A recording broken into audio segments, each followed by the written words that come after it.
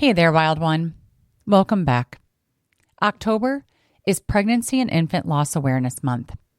This episode is deeply personal. It's about miscarriage, loss, hope, and the bittersweet journey of motherhood. So, if you're new here, I'm glad you found your way. If someone sent you this episode, they care about you, and they probably see something in you that needs to hear this conversation. So I hope you'll stick around.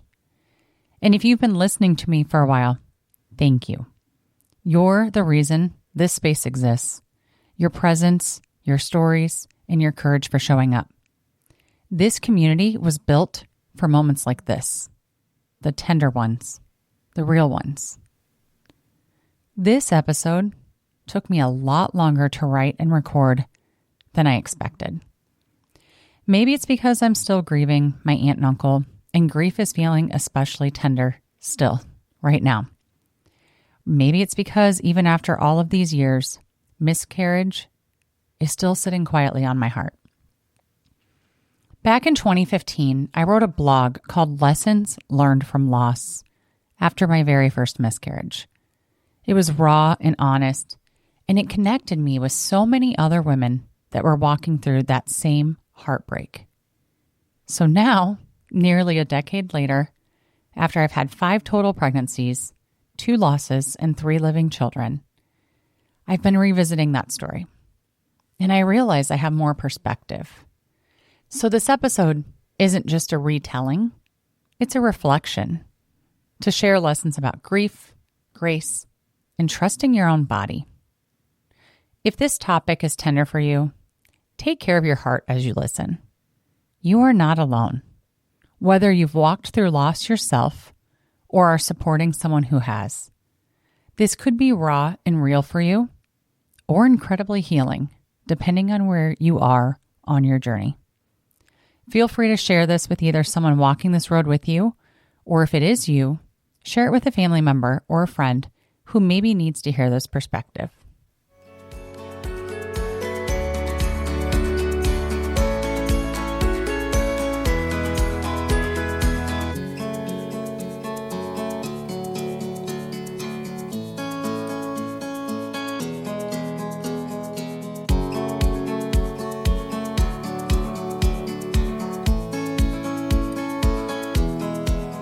Reclaim your rhythm.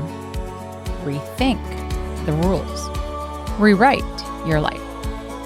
This is Wildly Intentional, the show where we question the scripts we've inherited and build a life, family, and legacy on purpose. If you're done living on autopilot, come with a curious mind and a courageous heart. Here, we talk about what it means to question, unlearn, create, and build what truly matters. I'm your host, Mandy, maverick mom of 3, maker, family culture builder, lifelong question asker, and the friend people call when they're ready to rethink, well, everything. I'm here to shake the norms, tell the truth, and light the way forward. July of 2015 was the first time in my life that I got a positive pregnancy test. My husband Tom and I were so excited. We cried, we laughed, we told our closest friends and family.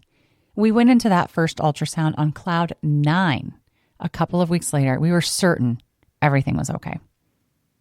And then, in just minutes, our whole world shifted. It didn't take us long to figure out something was wrong. Our hearts sank. There was no heartbeat. This can't be happening. We came back a week later, and she confirmed that we had miscarried. The news felt so heavy in the room. We left overwhelmed and scared. I remember sitting there with a blank stare trying to process, how is this possible? What did I do wrong? I blamed myself. I thought about the CrossFit classes that I was doing at the time. I had helped a friend move that weekend. Maybe I drank too much coffee. All these should haves and shouldn't haves played like a loop in my mind, and the guilt began to take over me. I felt a profound sense of emptiness. And what's strange is I never felt that baby move. I never actually got to see it on the screen. But the grief I felt was so deep. I was devastated. I wanted to crawl into a hole, and I didn't want to talk to anyone.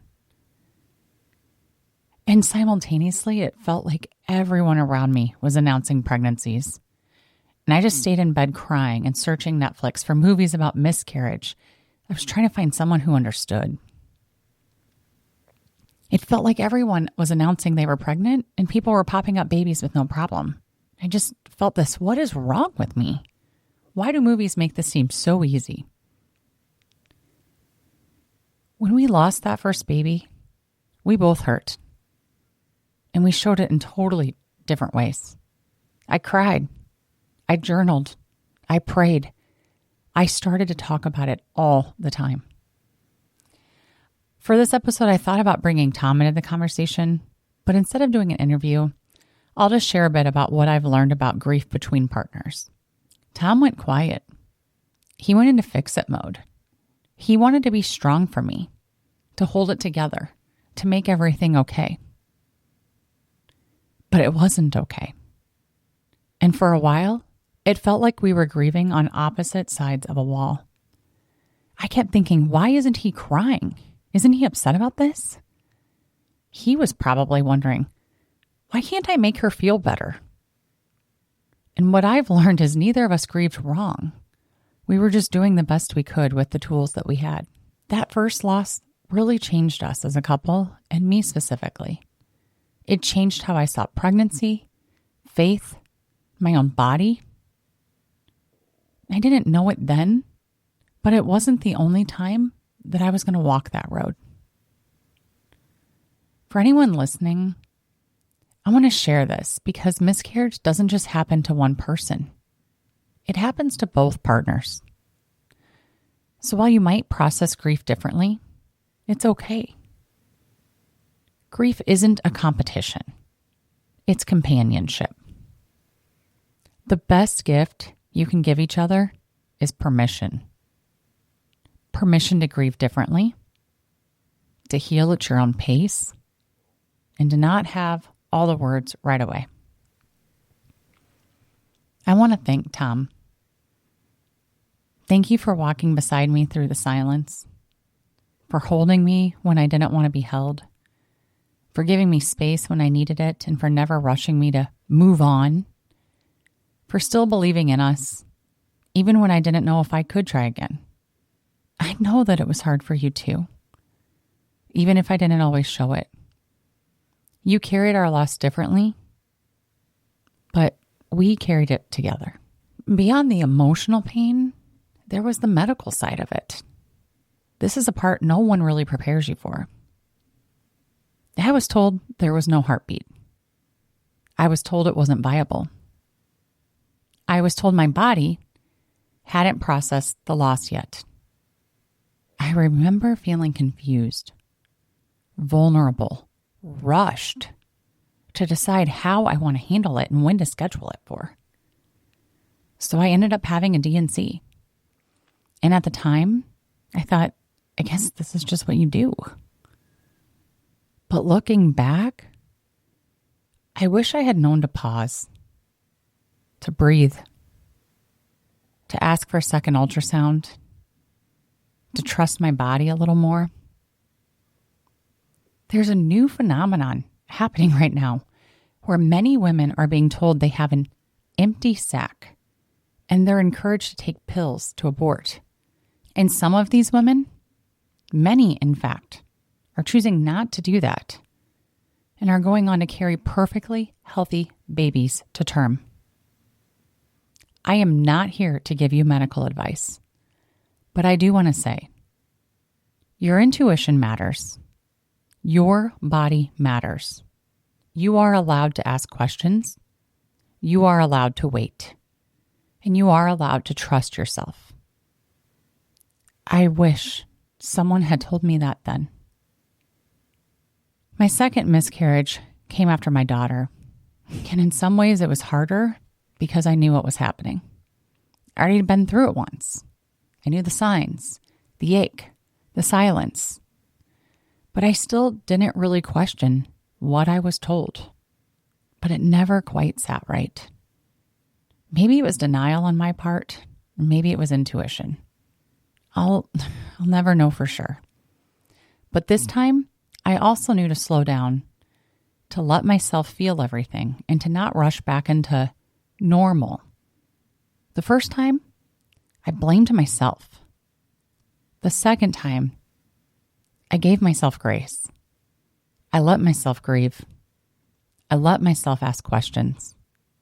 I leaned into faith, into a community, and when we finally did welcome another healthy baby after that loss, it came with so much gratitude and a quiet awareness that not everyone gets that ending.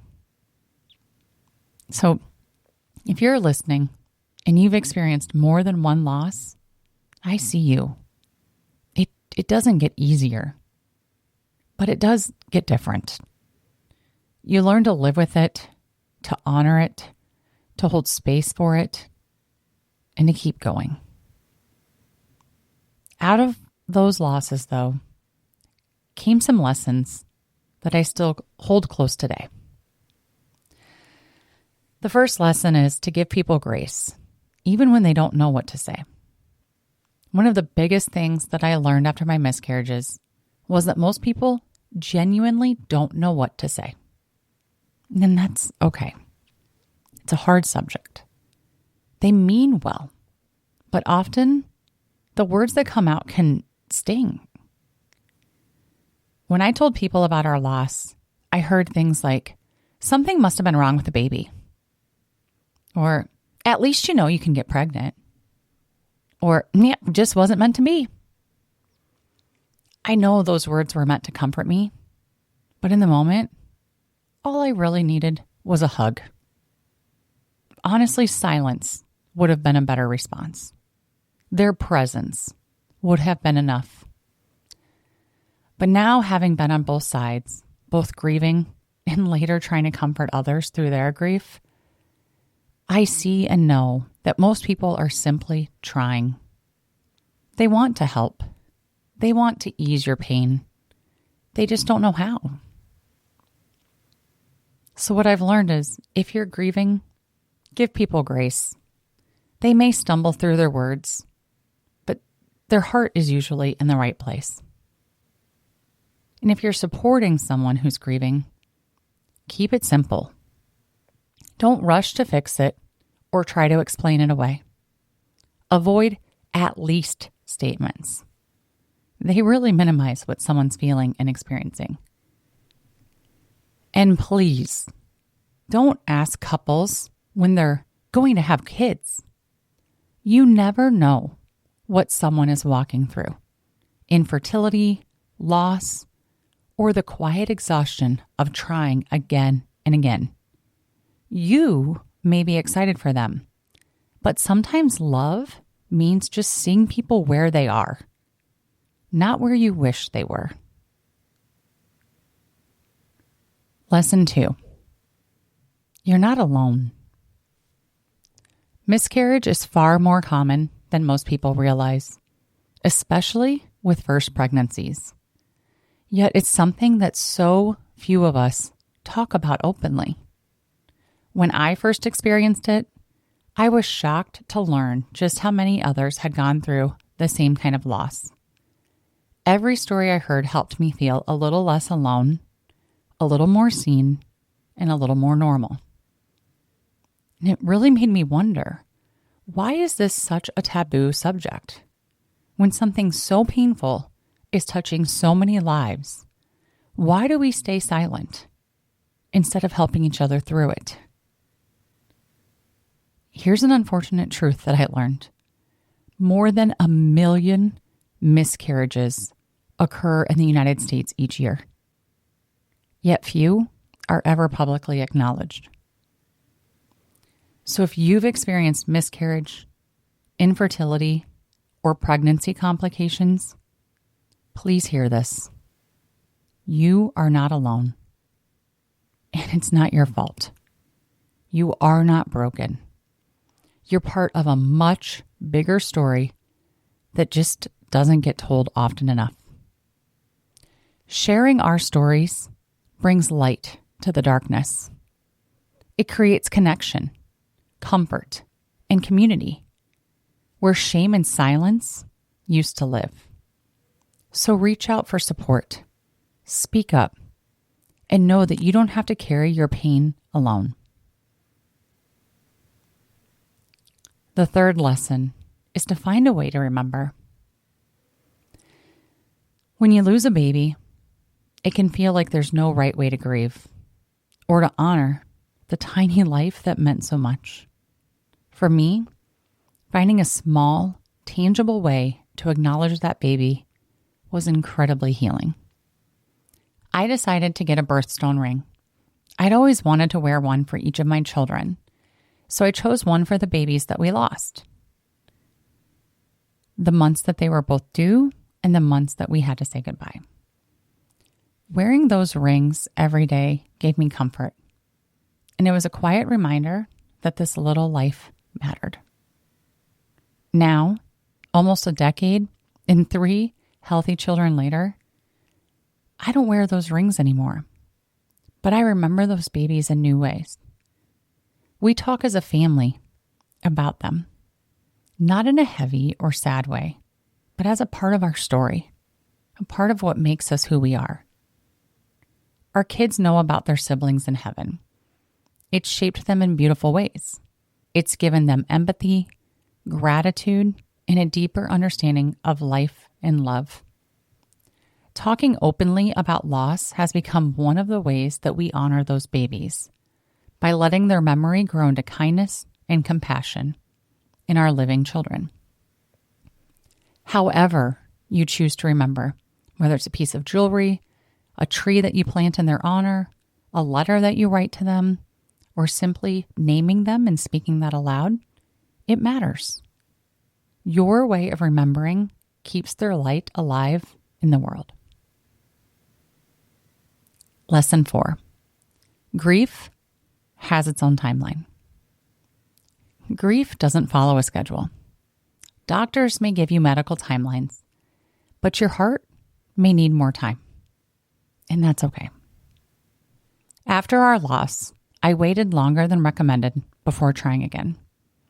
Our doctor said it was safe after 1 month, but everything I read said to wait 1 to 3 months, so I decided to give myself the full 3. That was what felt right for me. As much as I wanted to be pregnant again, I also wanted to give my body and my heart time to heal. I wanted our next pregnancy to have the best chance possible, and I wanted to feel emotionally ready to experience that hope again. So just remember, grief is deeply personal. There's no right or wrong timeline. You don't have to rush intimacy, emotional or physical. Rebuilding connection takes time, gentleness, and trust. Honor your own pace, not anyone else's expectations. Lesson 5 is about gratitude, faith, and growth. Faith helped me find my footing again. One day, in the thick of anger and confusion, I opened a devotional I was reading at the time and I read, "Accept each day exactly as it comes to you." By that, I mean not only the circumstances of your day, but also the condition of your body.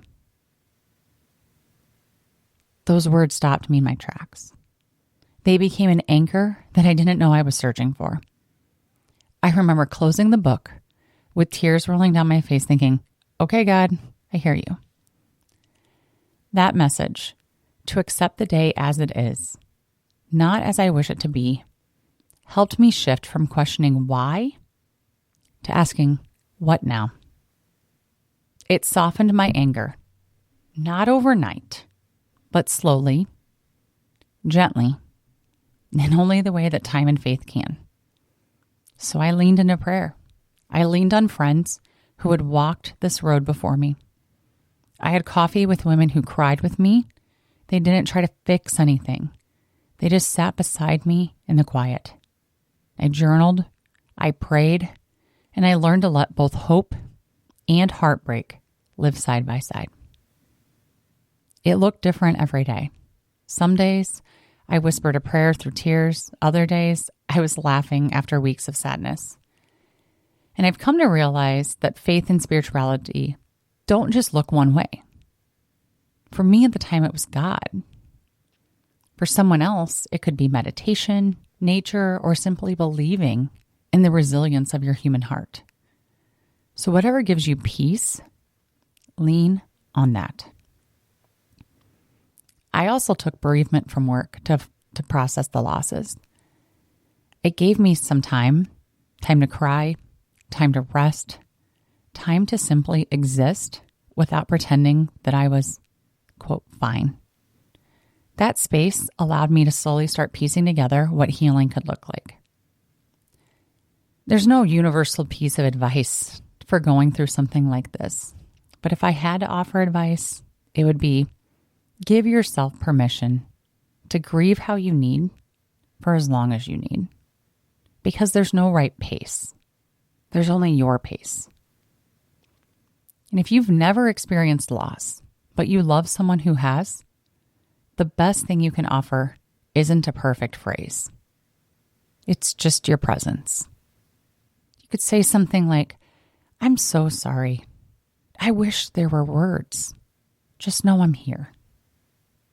And then just let them talk or sit in silence without trying to fix them or make it better.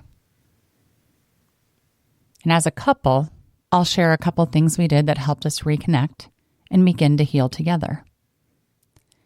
We would set aside quiet nights to just check in with no pressure to fix, but just to listen to how we were doing. If speaking to each other is too hard, you could try to write a letter about how you're feeling. Go for a walk, hold hands, share a meal. Small gestures to rebuild trust and closeness in ways that words can't.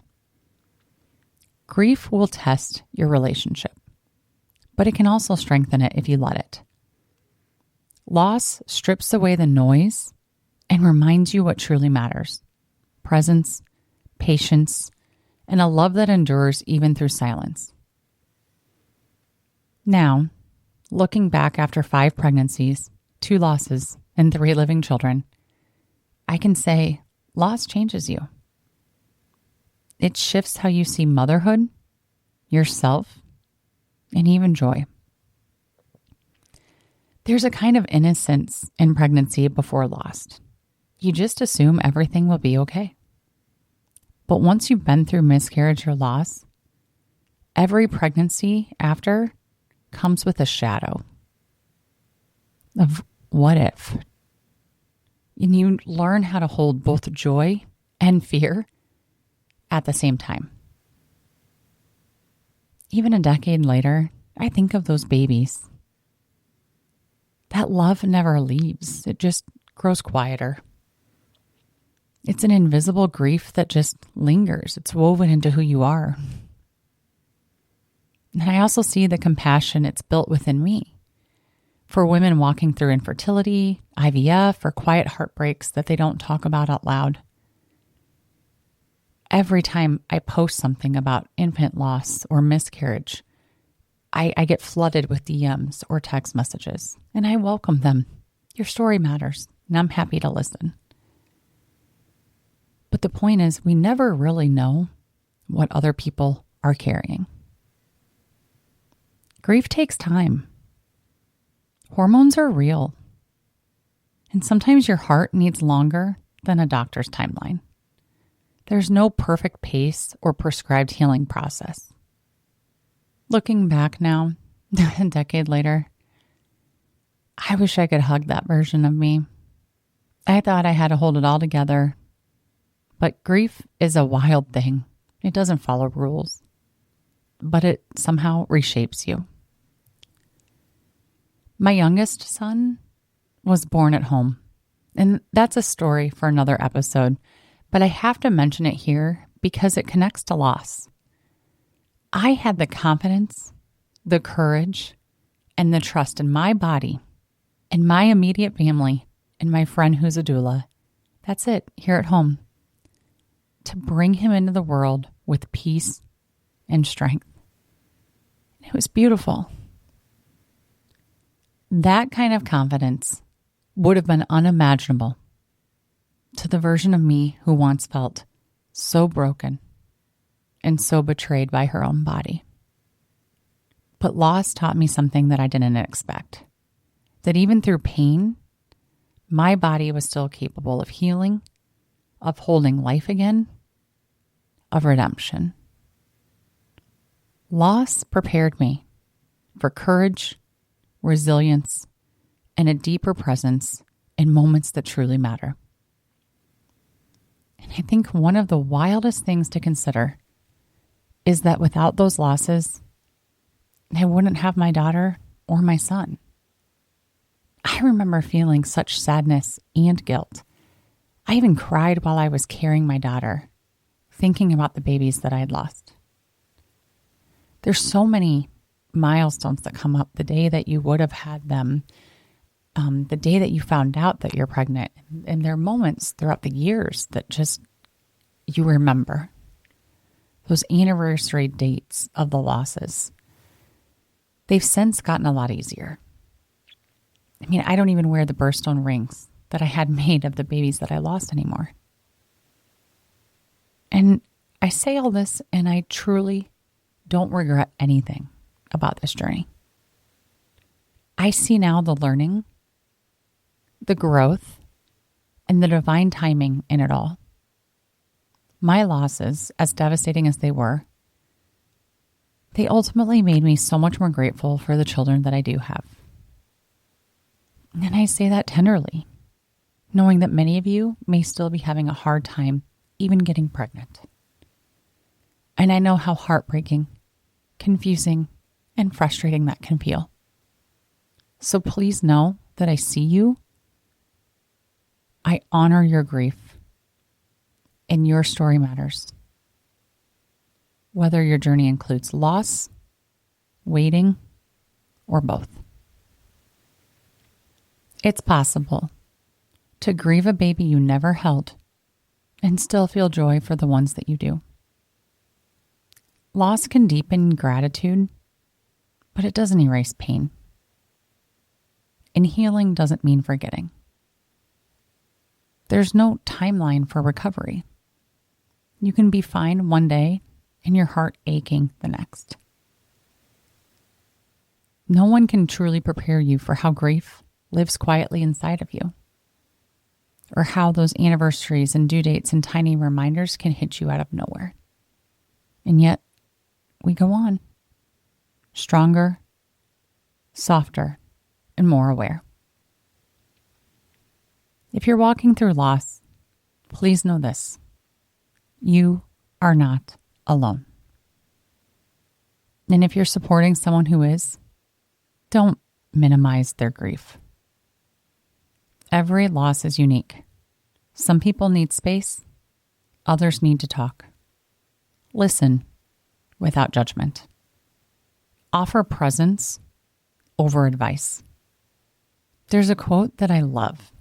It goes, "A mother is not defined by the number of children you can see, but by the love she holds in her heart." That love never leaves. It just changes form. Loss stripped away my innocence, but it deepened my compassion, my faith, and my trust in my own body. Every woman who's walked this road carries both pain and wisdom. Before I close, I want to talk about how common this really is. Nearly 1 in 4 pregnancies ends in a miscarriage, and 1 in 8 couples are facing infertility. That's millions of families every year experiencing loss, but few ever feel seen or supported. This silence keeps too many women isolated, and it's part of a larger problem in our medical system. These experiences also opened my eyes to how women are treated in the medical system, how often we're dismissed, rushed, or misdiagnosed. And not just in miscarriage, but in maternal care overall. The United States actually has one of the highest maternal mortality rates among developed nations. And it's getting worse, not better. Women's voices are being dismissed in birth, in loss, and in recovery.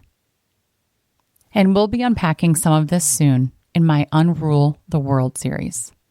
Because this conversation about listening to our bodies, trusting our intuition, and demanding better care is far from over.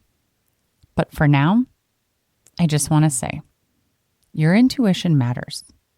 If something feels off, it's okay to pause, ask questions, and seek another opinion. And remember, often miscarriage is not anyone's fault. It's just a biological reality sometimes. If you've walked through miscarriage, infant loss, or infertility, I see you. You are not alone. This month and every month, your story matters. I want to thank you for listening to my story. If this episode brought you comfort or clarity, I'd love for you to share it with another woman who needs to know they're not alone. Sometimes healing starts with a single story, and your share might be the moment someone else needs. Every share helps another woman feel seen, supported, and reminded that her story matters. And if you have experienced pregnancy or infant loss and you would like to connect with others who understand what you're going through, I'll include resources and support groups in the show notes for anyone needing connection. Be gentle with yourself. Your body, your story, and your heart are sacred. You're not broken. You're becoming. This is Mandy signing off. Until next time, stay rooted, be brave, and live wildly intentional.